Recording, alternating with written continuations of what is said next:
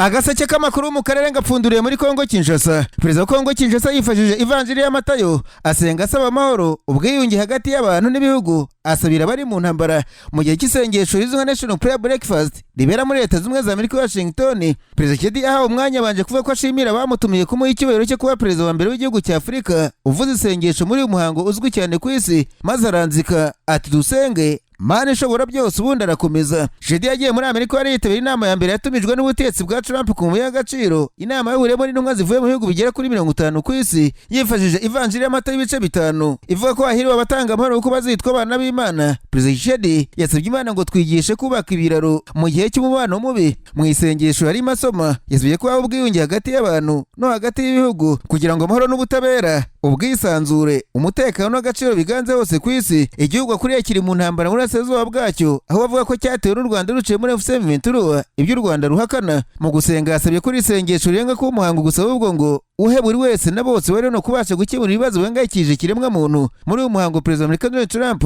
yavuze ko abona rwose ko azajya mu ijuru ko yakoze ibintu byinshi byiza ku bantu beza. Ashima Perezida wa Kongo kuza kwifatanya nabo, gusa yagowe no kwibuka cyangwa se kuvuga izina rye. Ati uyu munsi turi kumwe n'umugabo w'intwari cyane, umugabo mwiza. Perezida wa Kongo, Perezida wahaguruka nyaboneka ntiyabashije kuvuga izina rye. Trump yavuze ko azi ibintu byinshi Tshisekedi arimo gucamo, ati biraza kugenda neza nta kintu cyoroha ariko biraza kugenda neza. Yongeraho ati we nanjye twasinye amasezerano ku y'agaciro munini cyane yabayeho mu mateka ya Amerika na Afurika. Zimwe muri kompanyi zacu nini cyane ziraza kujyamo, rero warakoze cyane Perezida kandi wampamagara kuri icyo ari cyo cyose. National Prayer Breakfast ni umuhango wa buri wa kane wa mbere w'ukwezi kwa Gashyantare Washington DC, watangijwe mu 1953 na perezida wari w'icyo gihe George D. Eisenhower ku gitekerezo cy'umuvugabutumwa Abraham Fedred wari umwimukira ukomoka muri Norvege ubaga Seattle muri Amerika. Ubutegetsi bumwe na bumwe bw'ibindi bihugu birimo n'ibyo muri Afurika nabo bwatowe uwo mugenzo w'iri sengesho. Nyamara ariko kandi ibihugu bitatu byo muri Afurika byemeye gusubirana abanyamahanga bakoze ibyaha n'abimukira batemeye n'amategeko, nyuma y'uko minisitiri w'ubutegetsi bw'igihugu bw'Ubwongereza abikangije kubifatira ibihano ku mpushya cyangwa se viza zo kwinjira mu Bwongereza. Nyuma y'ukwezi minisitiri Shabana Mahmoud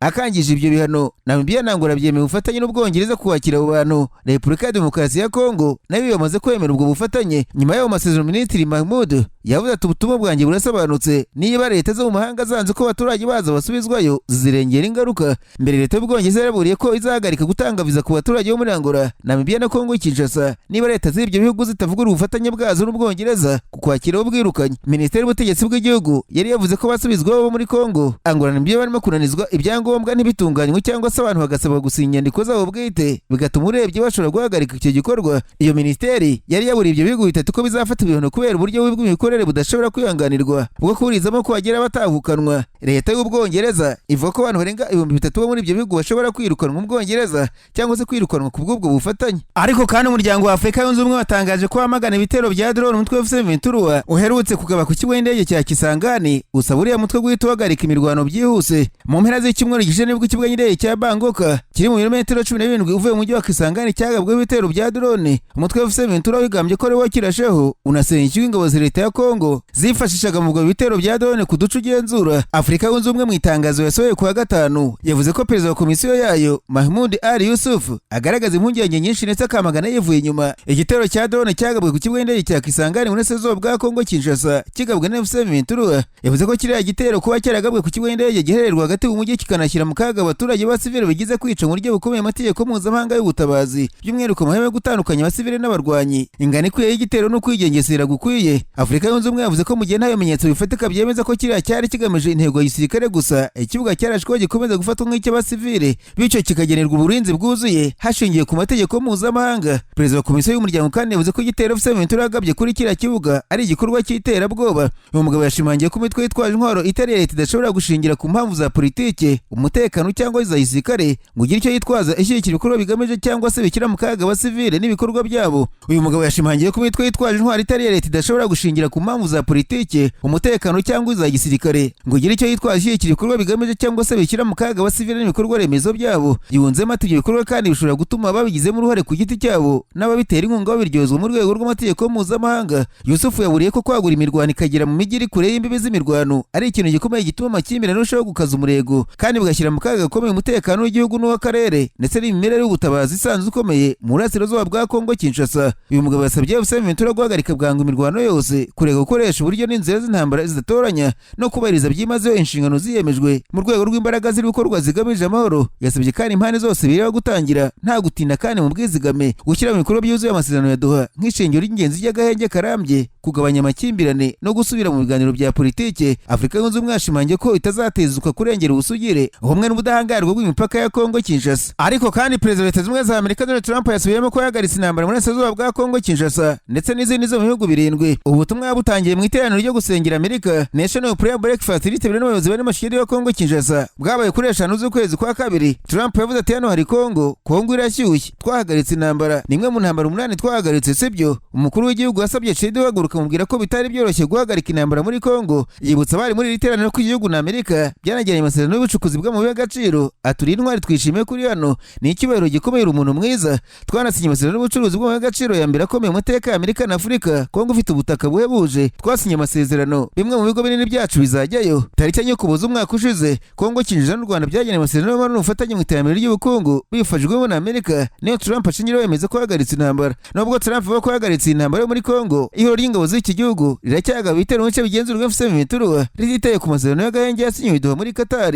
Mu ijoro rya tariki 31 Mutarama rishyira ku itariki ya 2 Gashyantare, M23 yashe igice gikoreshwa n'igisirikare ku kigo cy'indege cya Gisangani, isobanura ko yari igamije kugisenya kuko cyifashishwa mu gutegura ibitero bya drone. Nyamara ariko Perezida Paul Kagame w'u Rwanda yagaragaje ko bitumvikana ko umuryango mpuzamahanga ukomeza kwegeka ku Rwanda intambara muri burasirazuba bwa Kongo Kinshasa kandi atari rwo rwayitangije. Mu ijambo yagize ku bitabira inama y'igihugu y'umushyikirano yabaye ku itariki 5 Gashyantare n'itariki 6, umukuru w'u Rwanda yasobanuye ko ikibazo u Rwanda rufite ari uko umutwe w'iterabwoba FDLR ufite umugambi wo kurungabanyiriza umutekano ukiri muri Kongo Kinshasa. Ati ikibazo u Rwanda rufite muri Kongo kijyanye n'intambwe ziri hariya na politiki ishingiye kuri jenoside, kandi bagahoraho iteka batunga u Rwanda urutoki ngo turaje tubagenze uko twabagenzi ubushize. Perezida Kagame yagaragaje ko umuryango mpuzamahanga uzi ukuri ku kibazo cya Kongo, ariko ko bimwe mu bihugu biwugize byahisemo guhimba impamvu buyita amabuye y'agaciro cyangwa se ko u Rwanda rushaka kwiyagura, kandi byaragize uruhare mu kohereza interahamwe mu burasirazuba bwa Kongo. Ati interahamwe zari zaratujwe, zahawe imbunda, abari basanzwe babizi, abashya bagirwa ingabo za Kongo cyangwa se ku rundi ruhande barakorana. Loni ijya gushyira ziriya ngabo mu MONUSCO, mwibwira ko bazishyizeho kugira ngo bigende bite? Kuki barenze gushyiraho ingabo za Loni muri Kongo? Umukuru w'u Rwanda yagaragaje ko ubundi umuryango mpuzamahanga cyangwa se Loni mu bisobanuro byabo bivuze ibihugu byose, ariko ko iyo bageze mu gutanga umusaruro ku bibazo bimwe na bimwe byo ku isi nk'icya FDLR rutagaragara.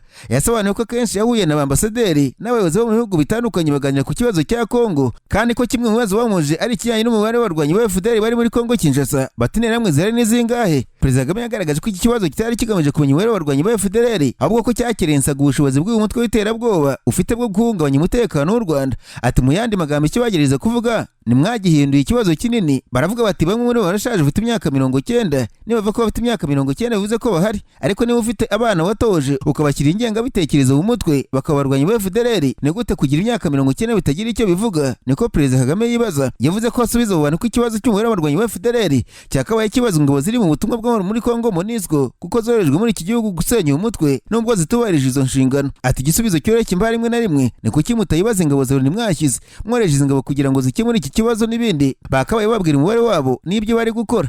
Umukuru w'igihugu yagaragaje ko imvugo z'urwango zikwirakwizwa na FDLR niba zaba zikwirakwizwa n'abake zigera kuri benshi, bamwe muri bakiyunga kuri uyu mutwe w'iterabwoba bakifatanya umugambi wo guhungabanya umutekano w'u Rwanda. Yavuze ko abamushubije ko u Rwanda rufite imbaraga zihagije zo kudahangayikishwa na FDLR, ariko ko ibyo bitumvikana ko nawagira imbaraga zo kwicara ngo ategereze guhungabanyiriza umutekano kandi ko ntazo urwo rufite. Perezida Kagame yavuze ko hari ubwo umuryango mpuzamahanga ufasha mu gukemura ibibazo, ariko ku rundi ruhande ukarema ibindi. Yagaragaje ko kwemera gukora ibyo u Rwanda rusabwa byatuma umutekano warwo uhungabana yasubiza ubisaba ati gikuzimu. Ati ntiwandema ibibazo ngo uzubenyegekeho utangira untera ubwoba gutese. Ni ikintu cya buri munsi, ni ikintu gihoraho, cyabaye ikiganiro aho gukemura ikibazo uko bikwiriye. Yashimangiye ko ubutegetsi bwa Kongo ari bwo butera ikibazo, bityo ari bwo bwakabaye bubibazwa aho kugira ngo bibazwe u Rwanda. Igisubizo yabahagarariye ibihugu byabo kuri ingingo kiragira kiti musubize amaso inyuma murebe, ntimwegeze murenga abantu baremye ibibazo, ariko iyo ugeze ku Rwanda tunengerwa ibibazo byacu n'ibyabo. Perezida Kagame yagaragaje ko bitangaje ko Burundi bwaratewe umugongo u Rwanda bwahoze ari inshuti zikomeye rukifatanya na Kongo mu mugambi wo kurungabanyiriza umutekano. Yavuze ko ubufatanye buba budashingiye ku rwango nta kibazo yari kubugiraho, ati ubundi uko nari mbizi abanyarwanda na Burundi ubundi ni impanga, ariko ubundi bahisemo kuvuga ngo oya ntabwo tugishaka mwebwe ko tuba impanga, turashaka kuba impanga n'abanyekongo. Nta kibazo mfitanye nabyo niba umuntu ahitamo wavukana nawe cyangwa se impanga nawe, ibyo ntacyo nabikorera njyewe ndabyemera, ariko kuko impanga cyane cyane kurimo politike mbi, politike yo kwiyanga no kwanga abandi, ibyo bakabihuriraho. Ibi ntabwo ari ibanga kuko ubwabo barabyivugira, abayobozi b'ibyo bihugu nta kintu gishya nahimbye. Umukuru w'u Rwanda yavuze ko u Rwanda rutazigera rwinginga umuntu wese uruteza ibibazo, ahubwo ko ruzahaguruka rukirwanaho. Nkivuga kuri Kongo Kinshasa ariko kandi guverineri w'Intara y'Amajyaruguru washyizweho n'ihuriro ry'abasivili rurwanya ubutegetsi bwa Kongo Kinshasa Bahati Musanga Erasto yishuye ko 2014 Burundi bwohereje abasirikare gutoza abarwanyi b'umutwe w'iterabwoba FDLR na Nyatura. Mu kiganiro n'umunyamakuru Teddy Mazina, guverineri Bahati yagaragaje ko ubutegetsi bw'u Burundi bumaze igihe kirekire bukwirakwiza ingengabitekerezo y'ivanguramoko mu banyekongo bavuga ikinyarwanda igamije kubangisha bagenzi babo. Guverineri Bahati yagaragaje ko ingengabitekerezo yamaze kwinjira kuko ubwo FDLR yafataga umujyi wa Goma muri Mutarama umwaka ushize, hari abanyekongo bahungiye mu Burundi bahitamo kugura ubutaka aho kubugura mu gihugu cyabo. Ati ubwo twafataga Goma umuntu yavuye hanahungira mu Burundi, umuntu ntiyaguze ubutaka hano mu mujyi wa Goma. Iyi mitwe wumva ya Nyatura n'indi Tshisekedi yabahaye amafaranga, abaha amadolari 5,000 ku kwezi. Ayo mafaranga bose bahabwaho kugura ubutaka i Goma babugura mu Burundi. Tekereza umuntu utaragera mu Burundi ariko akagura y'ubutaka kubera ko bigishijwe ko mu Burundi bari kurwanira abantu, ko leta y'u Burundi igizwe n'aba bantu Abahutu bahuje imbaraga bumva ko bifatanije na leta y'u Burundi bazakura ubutegetsi bw'u Rwanda na Uganda. Ni ikintu gikomeye cyane cy'ivanguramoko bigisha abantu. Yasobanuye ko 2014 leta y'u Burundi yohereje abatoza muri groupe ya Tongo muri teritwari ya Rucuru batoza abarwanyi ba FDLR ndetse na Nyatura. Yinjiye mu ryo bazendo dushyikirana na leta y'u Burundi hagamijwe kurwanya bitabanirota cyangwa se Nirotique. Ati 2014 bohereje abigisha b'Abarundi muri Bukombo Tongo biyunga kuri FDLR batoza urubyiruko rwo muri Nyatura Wazarendo batojwe n'abatoza b'Abarundi. N'umushinga w'igihe kirekire bateguye umugambi wo kwigisha abantu ivanguramoko bababwira ko abitwa Abantu Abanirote. Ni gahunda ndende yateguwe. Guverineri Bahati yatangaje ko FDLR yiteguye kurwanya umugambi binyuze mu kwigisha abanyekongo ko ivanguramoko risenya, kandi ko yizeye ko izabigeraho kuko bamwe muri bo batangiye kubona ko babeshywe. Agaseke k'amakuru mu karere gapfundikira muri Uganda, abanyamakuru bakozeje bamwe no barandika banazwe Isengesho Unity Platform muri y'abanyapolitiki Robert Cyagoranye Sentamu wamenyekanye nka Boboye n'utavuga n'ubutegetsi muri Uganda ryagaragaje ko ritemera ibyavuye mu mutara w'umukuru w'igihugu. Icyakora ryavuze ko ritazaragira urukiko rw'ikirenga kuko batizeye ubutabera bwarwo. Ibi ni ibyatangajwe n'umunyamabanga mukuru wa NUP David Lewis Rubongoya ubwo itangazamakuru batizeye ubutabera bw'urukiko rw'ikirenga. Gusa asaba abantu bose bumva ko bibwe mu gihe cy'amatora bafite ibimenyetso ko babijyana mu nkiko kuko nawe agiye kurega. Ati ngiye gushaka ubutabera mu rukiko bw'insinzi yanjye bwite, turabizi ko nta kizere dufite ubutabera bwacu ariko tugomba kugaragaza ibimenyetso. Abantu bose bumva ko bibwe bakwiye kugana urukiko kugira ngo bikurikirane. David Lewis Rubongoya wari wiyamaje kuba umudepite ariko bikarangira yatsinzwe, agaragaza ko yibwe amajwi ndetse ko agiye kujya kuregera urukiko rwisumbuye. Tariki ya 15 Mutarama uyu mwaka aribwo komisiyo y'amatora muri Uganda yatangaje ko Yoweri Kaguta Museveni yongeye gutsinda amatora y'umukuru w'igihugu ku majwi 71% ayigitse abandi bakandida barindwi bari bahatanye. Iyi komisiyo yatangaje ko umukandida wakurikiye Perezida Museveni ari Robert Cyagoranye Sentamu wamenyekanye mu Boboye wagize amajwi 27%. James Nandera Amafubi wari uhagarariye ishyaka FDC ryashinzwe na Dr. Kiza Besigye yagize 1.8. Abandi bakandida bagize amajwi hagati ya 0.2 na 0.5. Amatora Perezida wa Uganda yahuranye n'abadepite mu gihe komisiyo y'amatora yatangazaga ibyavuyemo mu bice bitandukanye by'igihugu habaye imvururu zatewe n'abataranyurwaga nabyo. Boboye yatangaje ko atemera ibyavuye mu matora byatangajwe na Perezida wa komisiyo y'amatora Simon Mugenyi byabakama, ariko ngo ntabwo bihuriye n'ukuri ko amahitamo y'abatoye. Boboye yavuze ko abakozi benshi b'ishyaka rya NUP batawe muri yombi, internet irahagarikwa hagamijwe kwiba amajwi y'abandi bakandida. Mu mahanga mu buryo budakunze kuba Ukraine n'Uburusiya barekanyije imfungwa zo mu ntambara hamwe n'abasivile nyuma y'ibiganiro by'amahoro byamaze iminsi 2 byagizwe na Amerika byabereye Abu Dhabi. Abanya-Ukraine 57 barindwi muri bo n'abasivile n'abasirikare 57 b'Uburusiya basubijwe iwabo muri uku guhererekanya imfungwa kwa mbere kuwe mu mezi anashize. Amatsinda y'Uburusiya, Ukraine na Amerika yitereye ibyo biganiro byabereye mu murwa mukuru wa Emirates Zunze Ubumwe z'Abarabu. Ingingo nkuru zaganiriweho byemezwa ko ari uguhara ubutaka kwa Ukraine, igihugu kirimo kotswa igitutu ngo kibyemere, hamwe no kwizeza umutekano Ukraine yo kwirinda ko Uburusiya bwazongera kuyitera kugira ngo agire ku masezerano yo kurangiza intambara imaze imyaka 4. Nta ntambwe yatangaje uko yatewe. Perezida wa Ukraine Volodymyr Zelensky yavuze ko ibyo biganiro bitari byoroshye ndetse ko ashaka umusaruro wihuse cyane. Uburusiya bwagabye igitero gisesuye kuri Ukraine muri Gashyantare 2022. Hagati Minisiteri y'Ingabo y'Uburusiya yavuze ko imfungwa 57 zayo zo mu ntambara zagaruwe na Ukraine. Iyo minisiteri yongeyeho ko Abarusiya 3 b'abasivili bari bafunze mu buryo bunyuranyije n'amategeko nabo basubijwe Uburusiya. Bari abaturage bo mu karere ka Kursk mu burengerazuba bw'Uburusiya, ibice byako bimwe bikaba byari byigaruriwe na Ukraine kuva 2024 kugeza 2025. Ibiganiro bya Abu Dhabi bya kabiri bibaye mu byumweru bya vuba ngaha bishize biri mu muhate wa perezida wa Amerika Donald Trump wo kurangiza iyi ntambara. Hanyuma ariko bategetse bo ku rwego rwo hejuru muri Amerika na Iran biteze guhurira muri Oman ibiganiro bitaziguye mu gihe ari amakuba yatejwe ko ibihugu byombi bishobora kurwana. Ibiganiro nyuma y'uko Amerika yongereye abasirikare n'ibikoresho mu karere k'uburasirazuba bwo hagati mu gusubiza kwihashya mu buryo bw'urugomo ryakozwe na Iran n'imyigaragambyo yo ku rwego rw'igihugu yo kwamagana ubutegetsi mu kwezi gushize. Imiryango irengera uburenganzira bwa muntu ivuga ko ryiciyemo abantu barirwa mu bihumbi byinshi. Urujijo ku bantu ibyo biganiro byari kubera no ku rwego rwabyo rwari rwateje inkeke ko bishobora gutuma ibyo biganiro bitaba. Ibi biganiro biri mu hato wa diplomasi w'abahuza bo mu karere wo gucubya ubushyamirane. Haracyari imanga nini hagati y'aho ibihugu byombi bihagaze. Icyizere nuko nibigera ku ntego ibyo biganiro bishobora gutanga umurongo w'ibiganiro. Amerika isaba Iran guhagarika gahunda yayo ya nucleaire no gusenya ububiko bwa uranium itunganijwe. Yavuze ko ibiganiro bikwiye kuba birimo ingingo ijyanye n'ibisasu bya misile zo mu bwoko bwa balistike bya Iran, ingingo y'ubufasha bwa Iran ku mitwe yitwaje intwaro yo mu karere n'ijyanye n'uko Iran ifata abaturage bayo. Ariko Iran yavuze ko ibiganiro bizabivugwa gusa kuri gahunda yayo ya nucleaire ndetse n'isobanutse niba ku kutabona ibintu kimwe gushobora gukemurwa. Mu byumweru bya vuba bishize perezida wa Amerika Donald Trump yakangishije kumisha ibisasu kuri Iran niba nta masezerano agezweho. Iran yasezeranije gusubizanya ingufu ku gitero icyo ari cyo cyose, ikangisha kurasa ku basirikare n'ibikorwa bya gisirikare bya Amerika mu karere k'uburasirazuba bwo hagati ndetse no kuri Israel. Hanyuma mu gusoza mbwira ko perezida Xi Jinping w'Ubushinwa mu kiganiro kuri telefone yabwiye mugenzi we Donald Trump wa Amerika ko Taiwan ari cyo kibazo gikomeye kurusha ibindi mu bana b'ibihugu byabo bombi. Xi yasabye Trump kwitonda mu guintwara iki kirwa nk'uko itangazamakuru rya leta y'Ubushinwa ribivuga, yongera ko yizeye ko Washington na Beijing bizabona inzira yo gukemura ibi batandukanya. Trump yavuze ko ikiganiro cyo kuwa gatatu kuri telefone cyari cyiza cyane, ari kirekire kandi cyimbitse. Iki kiganiro gikurikiwe n'uruzinduko mu Bushinwa rw'abami bategetsi b'ibihugu